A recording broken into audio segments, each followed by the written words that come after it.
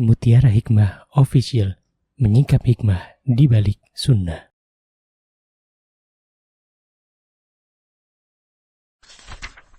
Salurkan donasi terbaik Anda untuk mendukung dakwah Mutiara Hikmah Official. Mari siapkan bekal akhirat kita.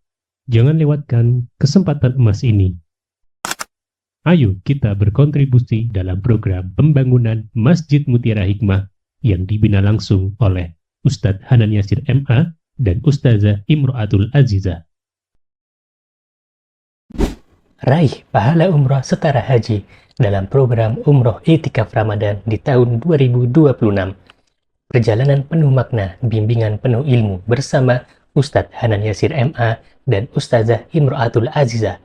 Tempat terbatas, daftarkan diri Anda sekarang juga.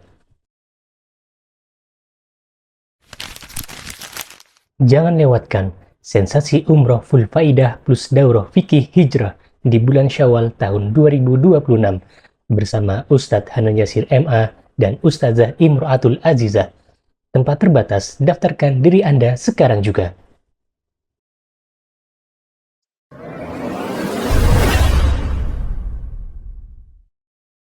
Baik teman-teman jamaah Majelis Taklim Umida Masjid Jogokarian yang saya cintai karena Allah. Hari ini insyaAllah kita akan melanjutkan materi kajian kita dalam kitab At-Tibyan fi Adabi Hamalatil Quran karya Syekh Imam An-Nawawi rahimahullahu ta'ala. Dan kita sudah sampai di bab baru, fasal baru. Kemarin kita di pertemuan terakhir ambil tematik ya, yang tematik MSZ Muharram itu ya. Sekarang kita ambil kitab. Terakhir yang sampai mana ibu-ibu? Oh, tayamum udah belum? Fa idza qala al-junub bismillah awil hamdulillah fa idza qasada fil qiraah. Sudah. Idza lam yajidil junub awil haid ma'u tayammum sudah?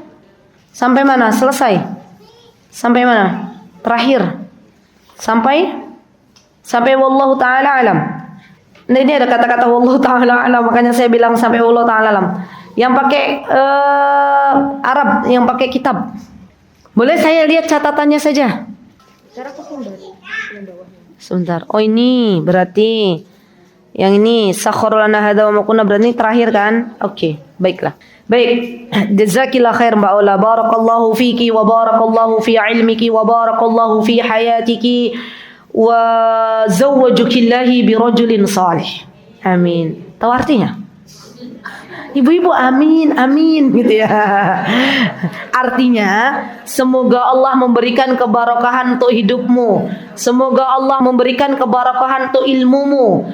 Terakhir, semoga Allah nikahkan engkau dengan laki-laki yang saleh. Amin.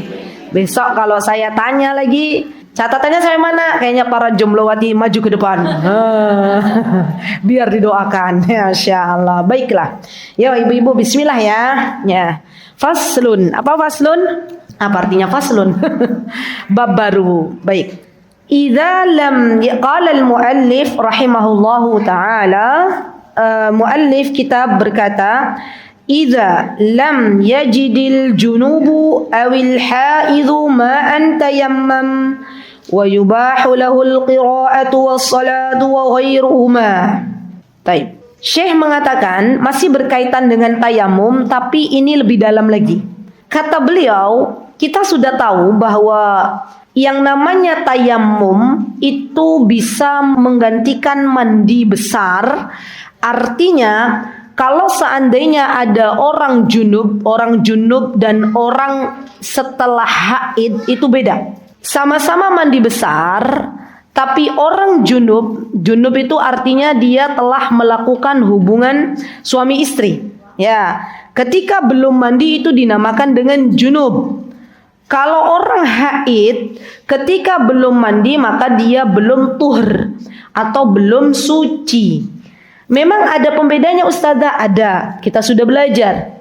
Kalau orang yang dia habis junub, ya, habis melakukan hubungan suami istri, dia belum mandi, maka menurut madhab Syafi'i dia nggak boleh baca Al-Quran.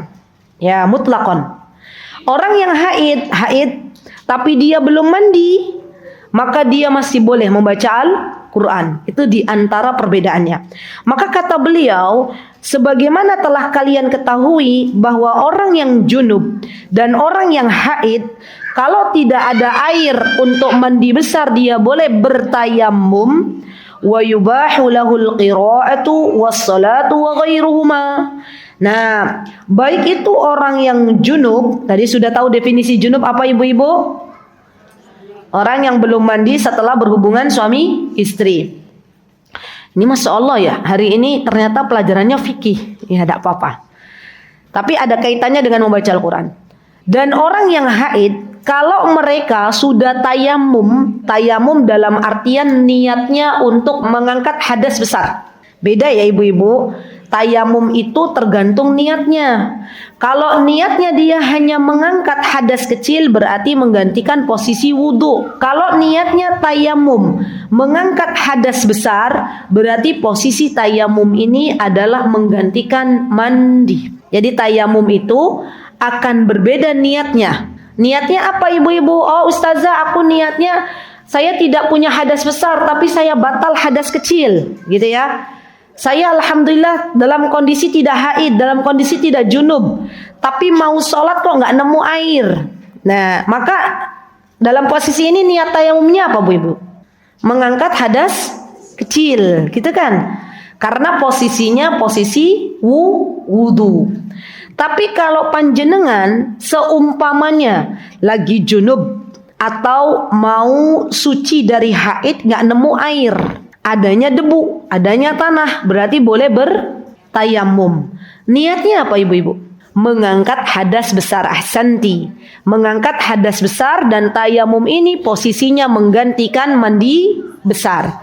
Jadi diingat-ingat ya, apa yang kita lakukan dari berbagai macam amal sholih itu tergantung niat. Kalau jenengan mau mengangkat hadas besar, tapi niatnya mengangkat hadas kecil, maka mandinya nggak sah, tayamumnya nggak sah.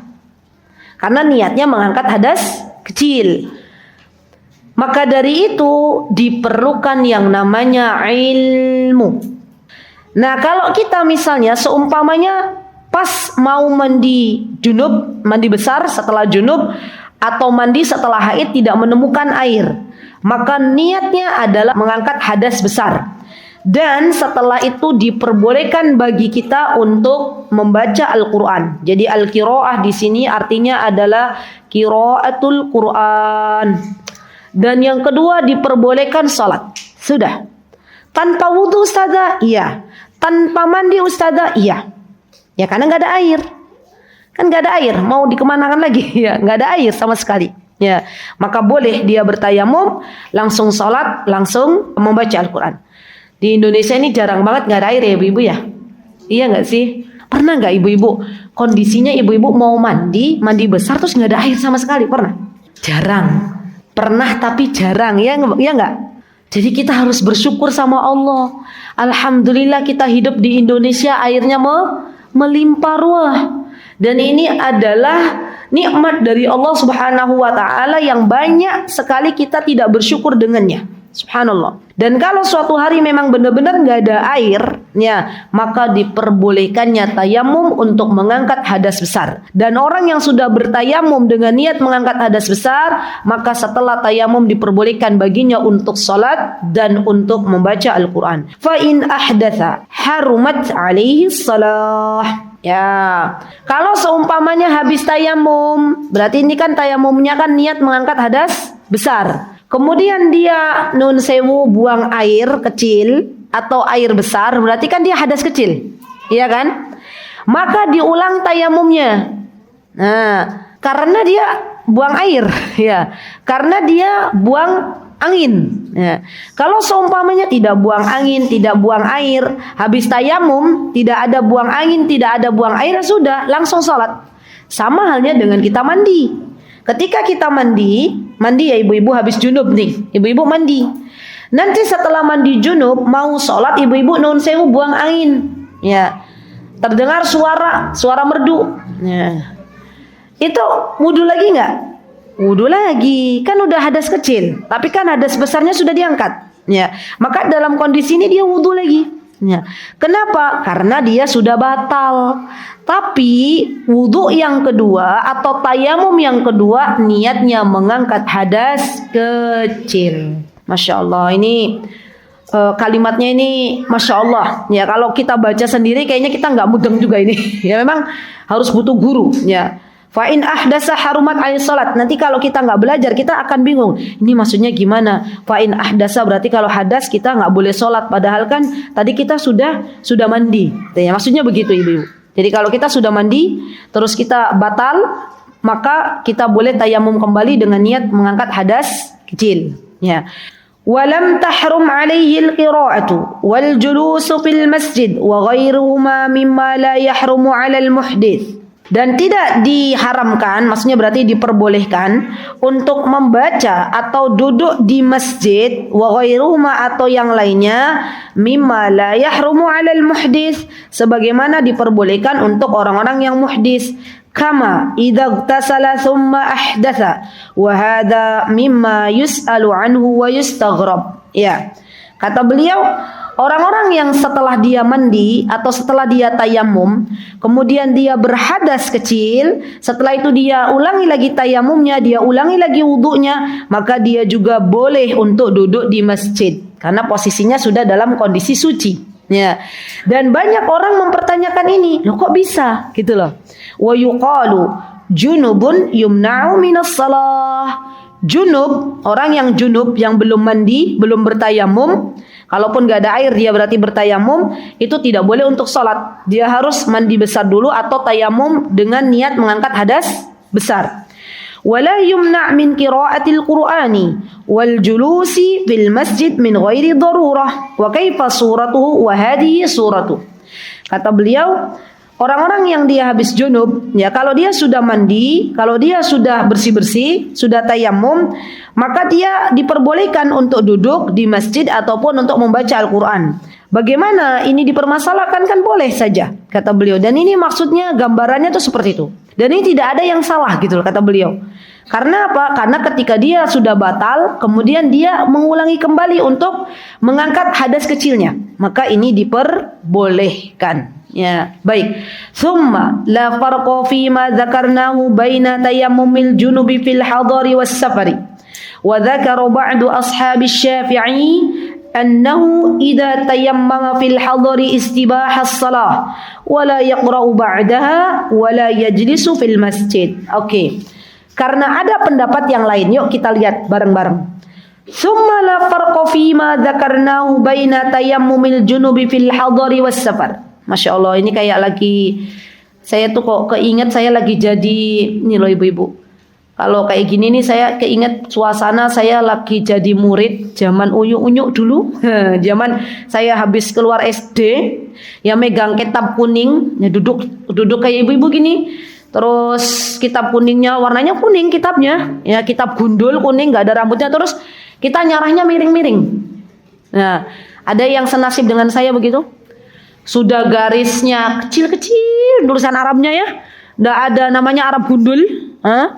Terus kita suruh nulis ya pakai bahasa Indonesia tapi nulisnya pakai Arab. Misalnya salah satu, bukan salah satu pakai salah, tapi pakai Arab salah satu. Tapi itu maknanya bahasa Indonesia. Nah, itu tuh kayak gini nih. Ya, Pak Yainya, Kiainya, Bunyainya nerangin, Masya Allah. Dan itu saya posisi itu tuh 3 tahun ya ibu-ibu. Sabar dengan belajar kitab kuning. Ya, sekarang alhamdulillah kitabnya bukan kuning lagi, coklat. Ya. Dan ada jeda antara satu kalimat dengan kalimat lainnya. Jadi Masya Allah ini nikmat banget. Ya Masya Allah. Baik. Kata Imam Nawawi rahimahullah ta'ala, "Tsumma la farqa fi ma dzakarnahu baina tayammumil junubi fil hadari was safar." Dan tidak ada bedanya, ibu-ibu, antara orang yang bertayamum dari junub, ya maksudnya tayamum dari junub ketika nggak ada air, dia mandi junub dengan kondisi tayamum, baik itu dilakukan dalam keadaan hadar. Hadar itu keadaan mukim. Mukim itu artinya lagi nggak safar. Nah, ibu-ibu nih yang lagi nggak safar di Yogyakarta, ASI Jogja, saya ibu-ibu ini namanya lagi hadar, lagi mukim.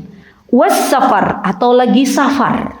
Ya, kan kadang ibu-ibu lagi safar misalnya ya, terus kondisinya junub. Ya, pas lagi kondisi junub mau mandi nggak ada air, maka boleh bertayamum. Ini kondisi tayamum dalam keadaan sedang safar.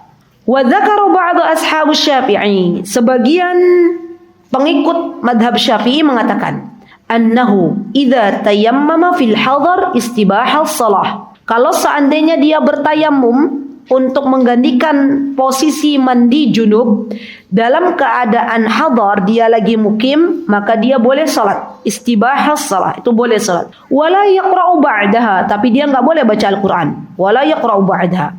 Wala yajlisu fil masjid, dan dia enggak boleh duduk di masjid. Was-sahih tolong digarisbawahi yang punya kitab. Was-sahih ini adalah qaulur rajih, pendapat yang terkuat. Ya, was-sahih ay qaulur rajih, atau pendapat yang terkuat adalah jawazu dzalika kama qadamnahu. Yang terkuat pendapatnya adalah diperbolehkan dia salat, dia baca Al-Quran, dia duduk di masjid kalau seandainya dia sudah tayammum menggantikan posisi mandi junub, baik dalam keadaan dia sedang safar atau dalam keadaan sedang mukim, sama saja, nggak ada bedanya. Ya, bisa dipahami ibu-ibu? Terlalu cepat enggak saya menerangkan? Ada, angkat tangan aja, Ustaz terlalu cepat gitu. Antara safar dan hadar. Oke, baik. Bismillah. Jadi begini, dalam masalah fikih ya ibu-ibu, kita akan dapati banyak sekali perbedaan pendapat ulama. Ya. Baik itu dari ulama madhab syafi'inya sendiri, para pengikut-pengikutnya, ataupun dari ulama madhab lain. Kita di Indonesia kenal ada 4 madhab. Ada Syafi'iyah, ada Hanabilah, ada Malikiyah, dan ada satu lagi apa? Hanabilah, Syafi'iyah, Malikiyah, Hanafiyah. Ada 4 kan ya? Syafi'iyah madhab Imam Syafi'i, pengikutnya madhab Imam Syafi'i. Hanabilah pengikutnya Imam Ahmad. Malikiyah pengikutnya Imam Malik, dan Hanafiyah pengikutnya Imam Abu Hanifah. Di antara mereka itu ada perbedaan pendapat dalam masalah fikih. Maka dikatakan bahwa sesungguhnya orang yang junub, tadi kita sudah tahu junub itu apa, ya kan? Orang yang belum mandi karena setelah berhubungan suami istri itu junub. Orang yang dia habis junub tapi belum mandi, sedangkan dia tidak menemukan air, maka posisinya harus apa ibu-ibu? Apa sikap dia harus bagaimana? Tayamum, pintar. Nah, kalau tayamum maka ada 2 pendapat. Ya, ada yang membedakan antara dia tayamumnya dalam kondisi dia mukim dan dalam kondisi dia sedang safar. Kalau dalam kondisinya mukim, pendapat pertama adalah maka dia diperbolehkan hanya sholat saja. Tapi kalau kondisinya safar maka dibolehkan sholat saja, tapi nggak boleh baca Al-Quran, nggak boleh dia duduk di masjid. Ini pendapat pertama, oke? Artinya pendapat pertama ini mengatakan bahwa untuk orang yang nggak safar, yang hadar, yang lagi mukim, kalau dia bertayamum untuk menggantikan mandi besar, maka yang hadar, yang mukim ini dia boleh sholat, dia boleh duduk di masjid, dan dia boleh baca Al-Quran. Paham sampai di sini ya, insyaallah. Tetapi ternyata pendapat terkuat, was-sahih ay qaulur rajih, pendapat terkuat adalah tidak ada perbedaan. Baik orang yang bertayamum ketika dia dalam kondisi sedang safar ataupun dalam keadaan sedang mukim. Orang yang sedang safar, dia sudah tayamum, habis junub, nggak menemukan air, maka diperbolehkan baginya untuk sholat, untuk baca Al-Quran, dan untuk duduk di masjid. Itu yang rajih. Baik, Masya Allah, ini saya paham banget ini ibu-ibu lagi mulai loading gitu ya. Karena lama ya. Terakhir jadi mahasiswi kapan? Tahun berapa? Haus sebelum saya menikah, haus gitu ya. Saya habis menikah udah selesai jadi mahasiswinya, jadi statusnya berubah jadi istri. Masya Allah. Nggak apa-apa Bu. Memang otak ini perlu dipakai. Ya. Sedikit-sedikit bingung nggak apa-apa. Itu artinya otaknya lagi jalan. Ya, betul. Daripada nggak dipakai sama sekali. Nah, kalau otak kita nggak dipakai, lama kelamaan apa? Tumpul. Gimana? Kalau tumpul lama kelamaan nun sewu pikun. Naudzubillah summa naudzubillah. Kita minta kepada Allah, Allahumma inni a'udzubika minal barasi wal jununi wal judami wa min sayyi'il asqam. Kita minta kepada Allah, Allahumma inni a'udzubika minal haram. Ya, al-haram ini adalah sebuah penyakit di mana banyak orang akhirnya linglung, pikun. Nah, cara agar tidak pikun, maka di antaranya kita bermajlis ilmu. Kalau otak semakin pusing dalam menelaah ilmu, berarti artinya otaknya panjenengan lagi kerja. Nah, ada yang pusing, minum air. Nah, saya juga mau minum. Minum dulu nggak apa-apa, boleh, silakan. Bismillah. Gampangannya Bu, Gampangannya, qaulur roji berarti mau dia dalam keadaan sedang safar, dalam keadaan sedang mukim, kalau nggak menemukan air, dia tayamum, maka dia boleh bebas. Mau sholat, mau baca Quran, mau duduk di majelis ilmu. Ya itu boleh, silakan. Baik, ya. Nambah ya. Kuat, bismillah. Ya, oke. Walau tayammama, wa shalla, wa qara'a, thumma ra'a ma'an. Ini masalah lagi nih. Oke, yuk. Kalau seandainya dia sudah tayamum, tadi tayamumnya posisinya apa ibu-ibu? Menggantikan mandi besar. Wasalla, kemudian dia salat. Wa qara'a, kemudian dia bacaan Quran. Summa ra'a ma'an, kemudian dia melihat air, baik itu dengan hujan, ya hujan, ada air hujan, alhamdulillah, Allahumma shayyiban nafi'an misalnya ya. Atau ibu-ibu di rumah pamnya mati, tiba-tiba dengar suara di kamar mandi kucuk. Wah, berarti kan dengar air tuh, ada air. Oke. Yalzamuhu isti'maluhu, maka wajib. Yalzam itu artinya aujaba. Aujaba itu artinya adalah wajib. Maka dia wajib untuk menggunakan air tersebut. Ya karena ada air. Ya tidak ada lagi penghalang untuk tayamum. Tidak ada lagi penghalang yang menjadikan dia akhirnya tayamum. Fa innahu yahrumu alaihi al-qira'ah wa jami'u ma yahrumu 'alal junubi hatta yaqtasil. Kalau seandainya melihat air, maka diwajibkan baginya mandi dulu. Ya, dan tidak diperbolehkan melanjutkan membaca Al-Quran. Sudah stop membaca Al-Qurannya, langsung mandi. Ya, nanti habis mandi baru kata Imam Nawawi baca Al-Quran. Masya Allah ya. Jadi ini menunjukkan beliau tuh berhati-hati dengan sebuah keadaan. Ya bisa aja kita lanjut Al-Quran, nantilah tanggung. Bentar lagi hataman. Ya, tinggal 3 lembar lagi nih juz 30 rampung gitu ya. Padahal memang bacanya juz 30 aja. Ya enggak boleh, kata Imam Nawawi harus berhenti, selesai udah, karena kamu udah ngeliat air gitu loh. Maka mandi dulu, gantikan apa tadi tayamumnya. Nanti setelah mandi baru selesaikan lagi bacaan Al-Qur'anmu. Masya Allah. Baik, ini bentuk kehati-hatian beliau. Masya Allah. Walau tayammama, kalau kamu bertayamum, wa shalla wa qara'a, thumma arada tayammum li hadatsin aw li faridatin ukhra aw li ghairi dhalik fa innahu la yahrumu alayhi al-qira'ah ala madhhab as-sahih al-mukhtar. Wa fihi wajhun li ba'di ashab asy-Syafi'i annahu la yajuz wal ma'ruf al-awwal. Sebentar, saya baca yang ini dulu. Keterangan yang pertama. المشهور عند متأخر فقهاء الشافعي استعمال التعبير بمختار لما يختاره قائله من جهة الدليل لا يعتمد في المذهب. قال المصنف في التحقيق ومتى جاء شيء رجحته طائفة يسير وكان الدليل الصحيح الصري يؤيده قلت المختار كذا ويكون المختار تصريحا بأنه راجح دليلا وقالت به طائفة قليلة وأن الأكثر الأشهر في المذهب خلاف. طيب, baiklah, begini ibu-ibu, intinya daripada panjenengan pusing-pusing terjemahin satu-satu, mending intinya kita kan maunya ya. Iya, Ustazah paham banget dengan kita, betul. Ya, daripada nanti saya satu-satu nggak cukup waktunya. Ya, kecuali kalau di pondok. Ya di pondok nggak apa-apa, saya jelaskan satu-satu. Lanjenengan belajarnya berapa jam rampung gitu kan? Masya Allah. Nggak apa-apa Bu, yang penting semangat belajar dulu. Ya baik. Kata beliau, kalau seandainya kamu engkau tayamum, kemudian engkau salat dan membaca Al-Quran, kemudian summa aradat tayamum, kemudian engkau tayamum lagi. Untuk apa? Li hadasin, karena tadi misalnya sudah buang angin atau buang air kecil, au li faradatin ukhra, atau misalnya mau mengerjakan sebuah hal yang wajib, au li ghairi dzalika fa innahu la yahrumu alaihi al-qira'ah.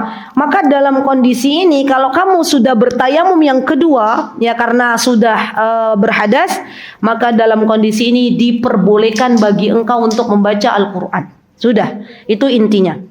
Jadi intinya adalah ibu-ibu, dalam madhab Syafi'i sendiri ada dua pendapat, ya.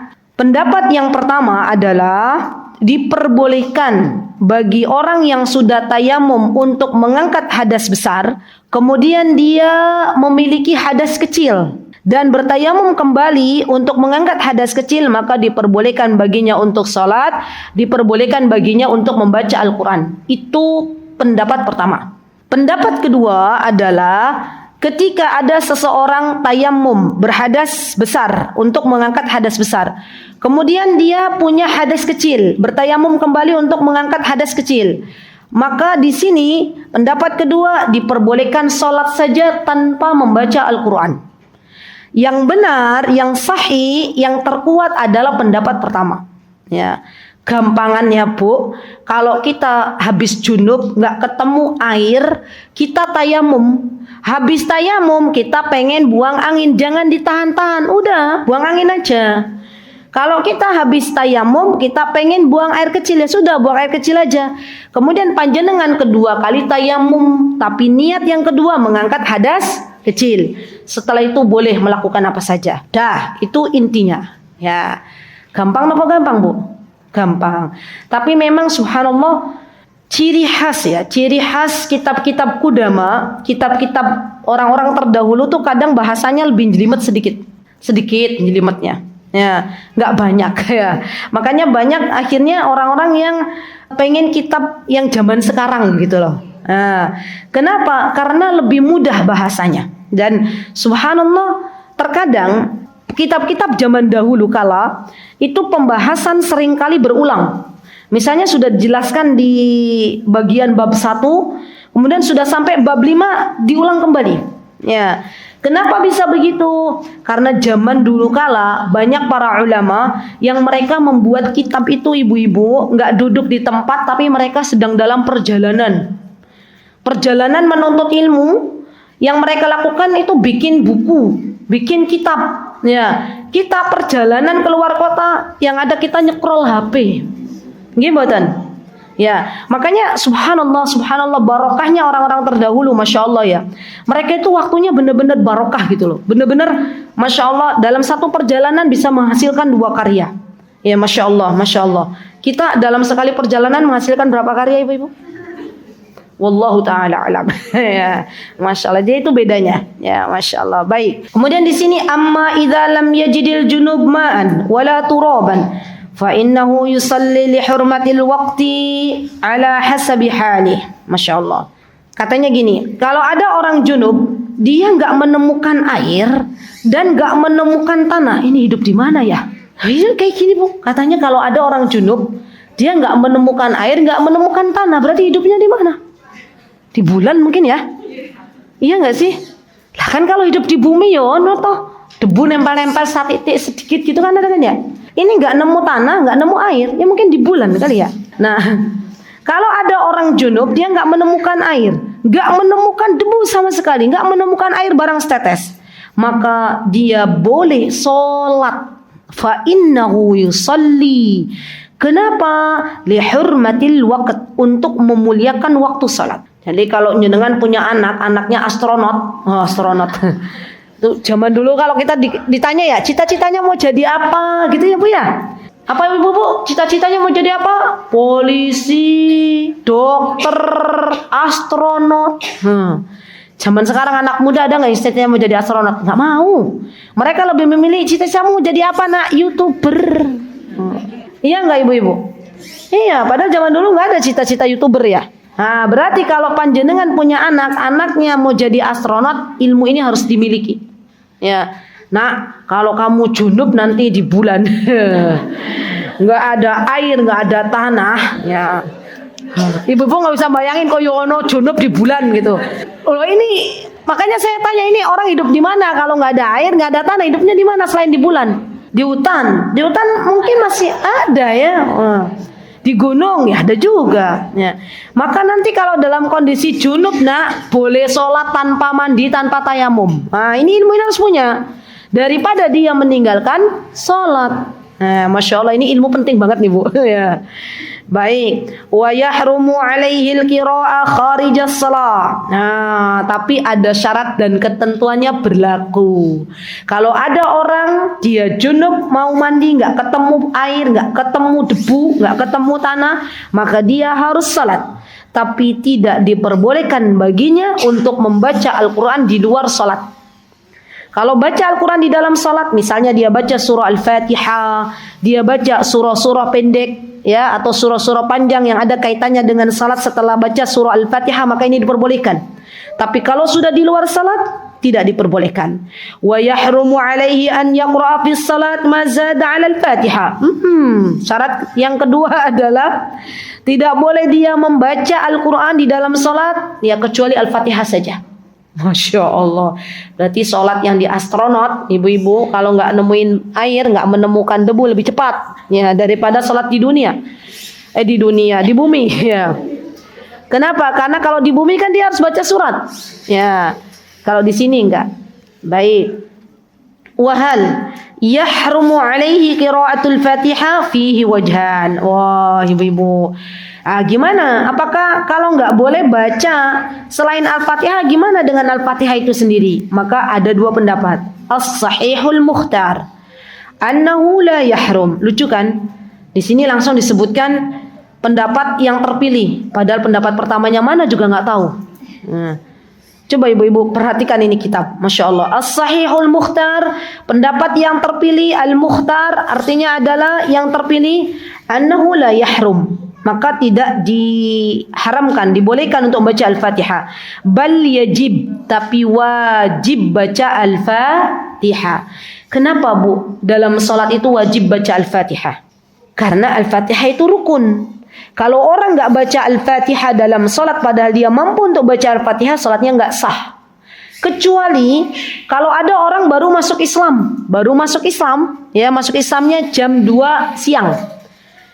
Maka dia harus wajib mandi, sholat ya duhur, karena waktunya masih nyandak. Ya, lah kalau misalnya atau jam 1:30 lah, 1:30 dia masuk Islam, berarti masih ada kewajiban dia untuk sholat duhur. Lah gimana Ustazah? Al-Fatihahnya kan belum belajar, semampunya. Ya, boleh ada orang yang mengajarkan, mencontohkan, ya kemudian dia berjamaah dengan salah seorang, dia ikuti di belakang. Dia nggak baca Al-Fatihah, orang yang baru masuk Islam boleh? Boleh. Karena memang belum mampu. Ya. Tapi kalau orang udah mampu baca surah Al-Fatihah, maka hendaklah dia membaca surah Al-Fatihah. Ibu-ibu, di Umida ada tahsin surah Al-Fatihah? Ada nggak? Ada? Ada ya? Alhamdulillah. Ya. Baik. Fa inna shalah la tasihu illa biha. Betul, salat itu enggak akan sah kalau kita enggak baca surah Al-Fatihah. Wa kama jazatis shalah lid-darura ma'al janabati tajuzul qiraah. Maka karena ini adalah keadaan darurat, ya dia dalam kondisi junub, mau mandi enggak ketemu air, enggak ketemu debu, maka diperbolehkan baginya untuk baca surah Al-Fatihah dalam salatnya. Wathani, pendapat yang kedua. Berarti ini yang pertama. Pendapat yang pertama adalah pendapat yang membolehkan membaca surah Al-Fatihah bagi seorang yang junub tapi nggak menemukan air, nggak menemukan debu. Pendapat yang kedua la yajuz, nggak boleh. Gimana dong? Kalau sholat nggak baca Al-Fatihah, apa yang harus dilakukan? Ibu-ibu pasti bertanya. Ya, saya tahu apa yang akan Anda tanya. Ini jawabannya. Bal ya'ti bil adhkarin lati ya'ti biha al-'ajizul ladzi la yahfadhu syai'an minal Qur'an lianna hadha 'ajizun syar'an fasara kal-'ajizi hissan wa shawabul awwal. Katanya kalau enggak baca Al-Fatihah, baca zikir semampunya. Ya, mau bisanya subhanallah, baca aja subhanallah, subhanallah, subhanallah, subhanallah, subhanallah. Bisanya alhamdulillah, alhamdulillah, alhamdulillah, alhamdulillah, alhamdulillah terus. Tapi yang benar adalah pendapat yang pertama, yaitu baca surah Al-Fatihah tanpa membaca surah setelah Al-Fatihah. Wa hadhihi al-furu' allati dzakartuha yuhtaju ilaiha, falihada asyartu ilaiha bi awjazil ibarat, wa illa falaha adillatun wa tatimmatun katsiratun ma'rufatun fi kutubil fiqh, wallahu ta'ala a'lam. Kata beliau, dan ini adalah sebuah cabang, maksudnya cabang ilmu, karena fikih ini adalah bagian dari sesuatu yang memang banyak perbedaan pendapat di dalamnya, maka beliau berikan ini semuanya dalam kondisi sudah beliau rangkum dari berbagai macam kitab-kitab fikih yang ada, yang beliau baca. Wallahu ta'ala a'lam. Baik, kita ambil lagi ibu-ibu satu faslun lagi. Faslun, karena ini kan sesuatu yang insyaallah mudah untuk dicerna ya. Wa yustahabbu an takunal qiraah. Nah, ini adab, masuk dalam adab. Tulis adab membaca Al-Qur'an. Berarti kesimpulan dari apa yang sudah kita pelajari bahwa orang yang membaca Al-Qur'an itu sebaiknya dia dalam kondisi suci. Gitu ya. Wa yustahabbu, masih ingat apa arti yustahab ibu-ibu? Ya, murojaah, evaluasi. Apa arti yustahab? Masih ingat enggak? Yustahabbu, apa artinya yustahabbu? Ahsanti, disunahkan. Dalam bahasa Arab, kalimat mustahabbun ada sinonim katanya, apa saja?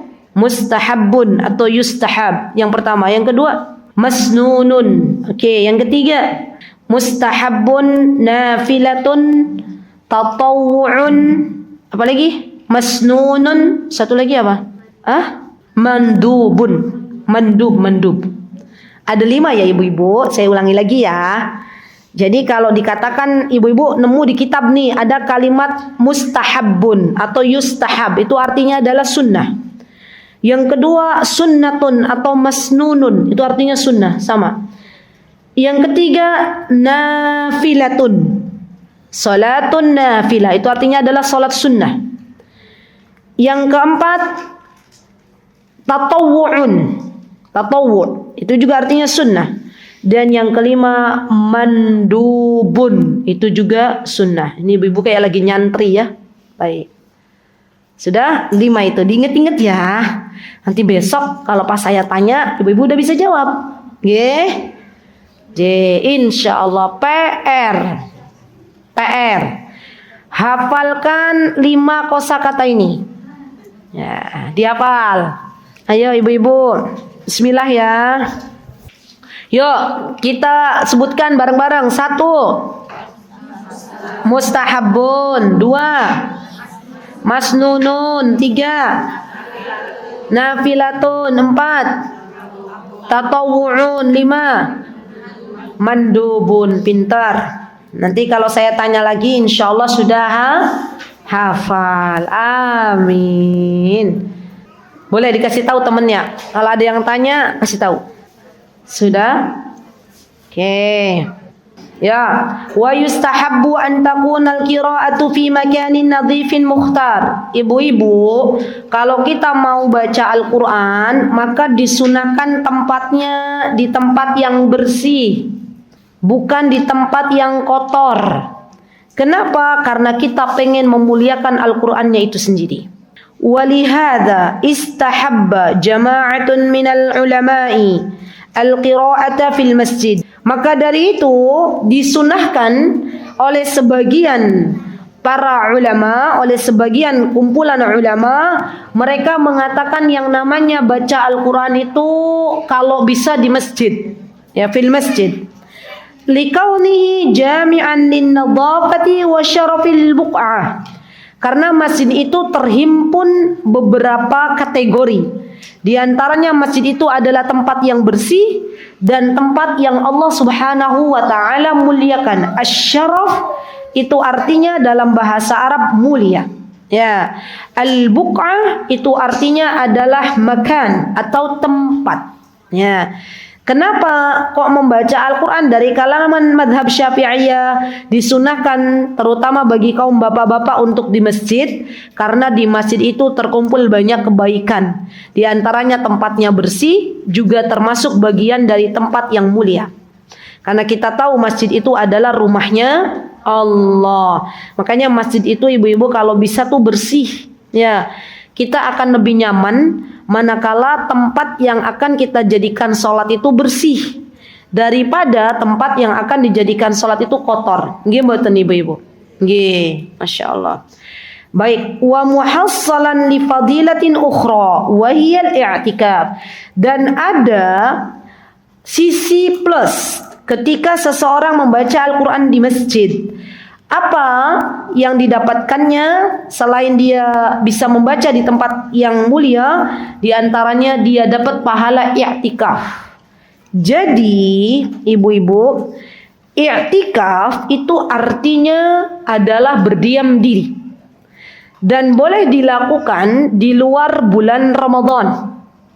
Ketika seseorang dia berdiam diri di masjid, meniatkan dirinya untuk beriktikaf, maka dia mendapatkan pahala sendiri dari Allah Subhanahu wa taala. Ya. Ustazah, kalau saya duduknya hanya 1 jam di masjid baca Al-Quran niat iktikaf itu sudah dapat pahala iktikaf? Boleh, dapat. Ya. Beda iktikaf yang kita kenal di Indonesia di 10 hari terakhir bulan Ramadan. Itu ada syarat dan ketentuannya berlaku. Bagi orang yang beriktikaf begini, begitu kan ya? Tapi sebenarnya orang yang duduk di masjid dengan niat berdiam diri untuk bermunajat kepada Allah Subhanahu wa taala baik dengan membaca Al-Quran ataupun yang lainnya, maka sudah mendapatkan pahala i'tikaf jika dia meniatkan untuk beriktikaf. Fa innahu yanbaghi. Nah, ini nih kata Syekh. Likulli jalisin fil masjid an yanwiyal i'tikaf. Nah, ini masalah ilmu nih ibu-ibu. Maka hendaklah bagi setiap orang yang akan duduk di masjid biar dapat pahala i'tikaf, jangan lupa niat i'tikaf. Gitu ya. Jadi panjenengan nih misalnya sore nanti mau ada jadwal kajian di masjid. Ya, misalnya yang terdekat di sini Masjid Jogokarian. Maka diniatkan selain duduk di majlis ilmu juga diniatkan untuk beriktikaf. Gitu ya, Masya Allah, dapat pahalanya double. Sawaun kasura julusuhu aw qalla, baik itu duduknya lama ataupun sebentar. Bal yambaghi awwala dukhulihil masjid an yanwiyal i'tikaf. Maka sebaiknya sebelum kita memasuki masjid kita niat sudah beriktikaf.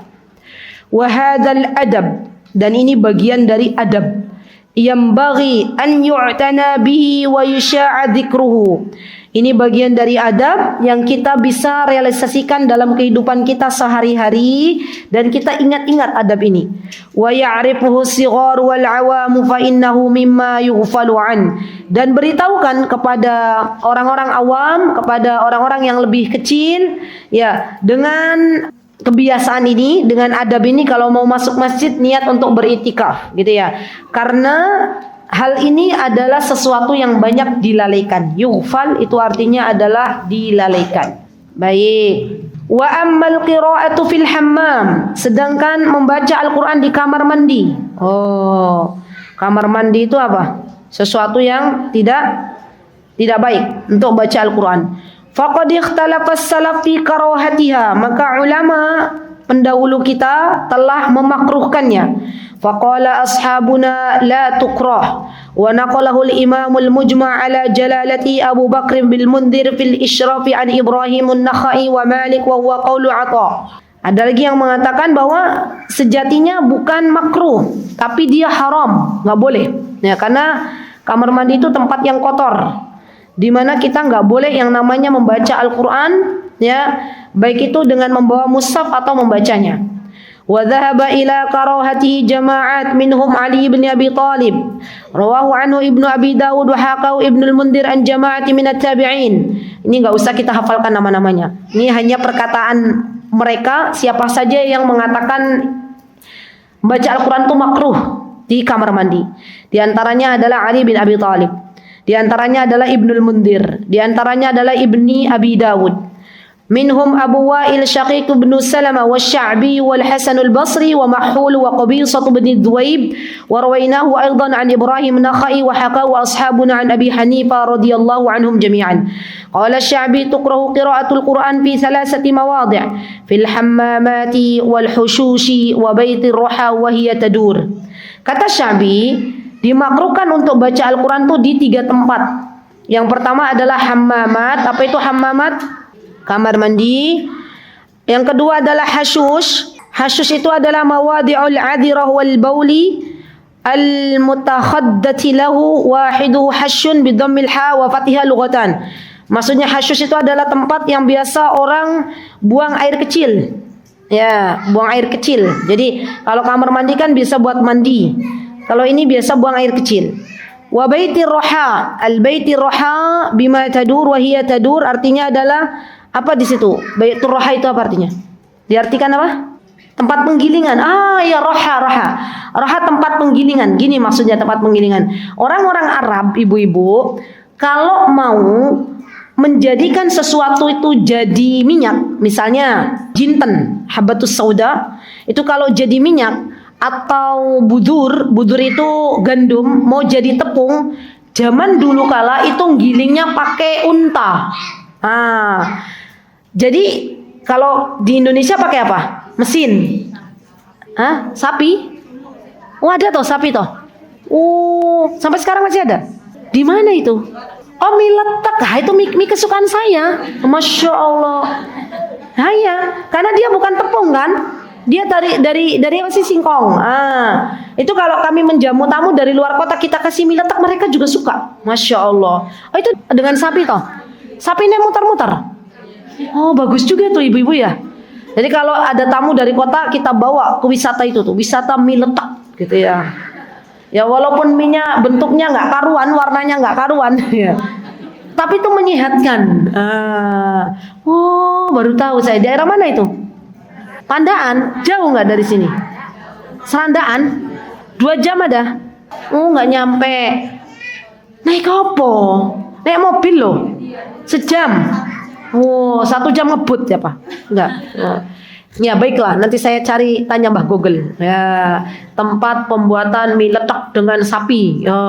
Sapi muter-muter gitu ya, masya Allah. Ya, enak ya Bu ya, mie letek itu kan. Tapi saya masalahnya belinya di pasar.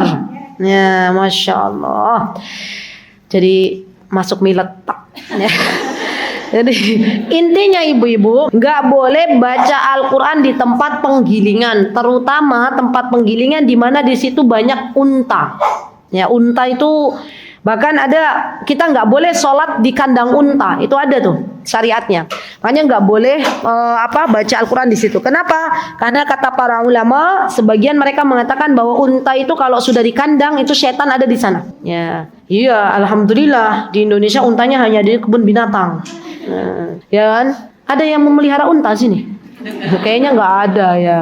Makanya ibu-ibu kalau umroh nih ya, saya izin menyampaikan saran saja. Ya Rabb, hari Jumat mulia. Ya Allah, semoga kita semua yang hadir Allah panggil untuk ibadah umroh dan bisa ke sana kembali. Amin. PR-nya apa kalau sudah sampai sana? PR-nya lihat lift di hotel.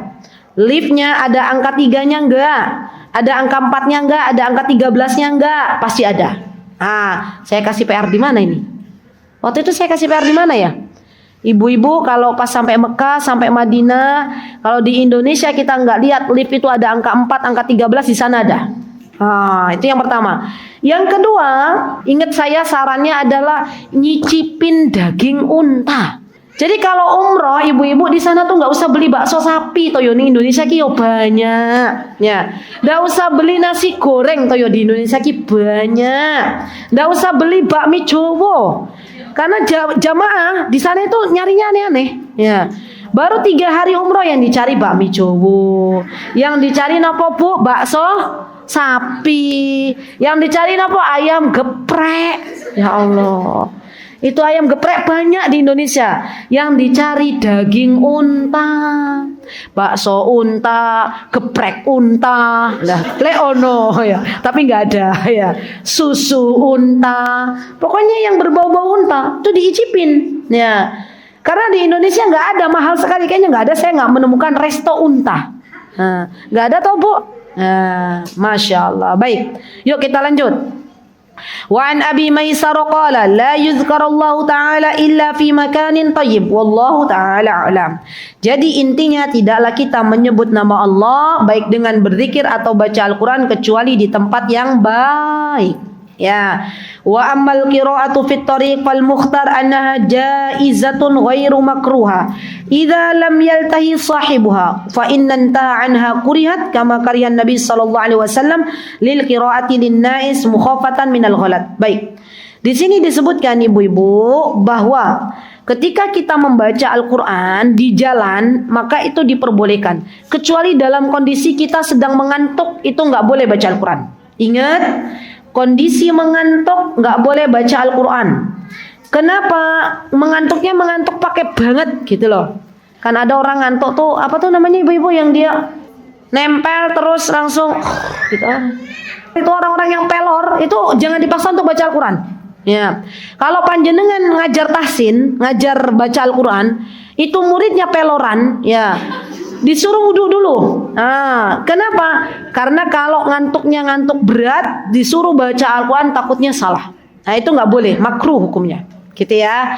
Kalau panjenengan lagi ngantuk banget, nungguin giliran syekho baca, gitu, nunggu giliran baca di depan syekho, lagi ngantuk banget, maka ya udah nggak usah baca, wudhu dulu. Kalau nggak izin syekho, saya izin yang ngantuk berat, gitu ya, itu boleh. Ya baik. Kemudian di sini warawa Abu Dawud an Abi Darda annahu kana yaqra'u fit tariq wa an Umar ibn Abdul Aziz ta'ala annahu adhina fiha. Jadi boleh baca Al-Quran di perjalanan. Qala Ibnu Abi Dawud wa haddatsani Abu Rabi' qala akhbarana Ibnu Wahb qala sa'altu Malikan 'anil rajuli yusalli min akhiril lail fa yakhruju ila al-masjid wa qad baqiya min as-surati allati kana yaqra'u fiha syai'. Fa qala ma a'lamu al-qira'ata takunu fit tariq wa kariha dhalik wa hadha isnadun sahihun an Malik. Ya, pendapat yang kedua memakruhkan orang yang dia baca Al-Quran di perjalanan atau sedang jalan. Dulu disebutkan ya seorang laki-laki di depan Malik, ada orang laki-laki sholat malam. Kemudian dia masih ada baqiyah surah, masih ada surat yang belum terbaca. Maksudnya misalnya dia baca surah Al-Baqarah, maka masih ada sisa surah Al-Baqarah yang belum dibaca. Apakah boleh dibaca ketika dia sedang menuju perjalanan ke masjid? Kata Imam Malik nggak boleh, makruh. Ya, ibu-ibu kalau zaman dulu orang tahajud yang dibaca tuh surah Al-Baqarah. Zaman kita sekarang tahajud bacanya nopo? 3 qul. Qul huwallahu ahad, qul a'udzu birabbil falaq, qul a'udzu birabbin nas. 2 alam. Alam apa Bu Siti? Oh, alam taro, alam nasrah. Ya Allah. Kita ini ya ibu-ibu, semoga Allah mengampuni dosa-dosa kita. Kita banyak mintanya sama Allah. Ya Allah, karuniakan saya ini, lariskan dagangan saya, begini, solihkan anak-anak saya. Tapi giliran sholat malam, ya Allah, bacanya 3 qul. Kan malu sama Allah ya. Ya baiklah, alhamdulillah. Yang penting kita masih berada dalam nikmat hidayah, petunjuk dari Allah Subhanahu wa taala. Insyaallah selesai ibu-ibu. Alhamdulillah hari ini dapat 2 bab ya, menggantikan yang kemarin ya. Alhamdulillah. Barakallahu fiikunna jami'an. Semoga Allah memberikan keberkahan untuk kita semuanya. Jazakunallahu khairan. Aqulu qouli hadza wastaghfirullah li wa lakum wa akhiru da'wana alhamdulillahi rabbil alamin. Wassalamualaikum warahmatullahi wabarakatuh. Mutiara Hikmah Official, menyingkap hikmah di balik sunnah.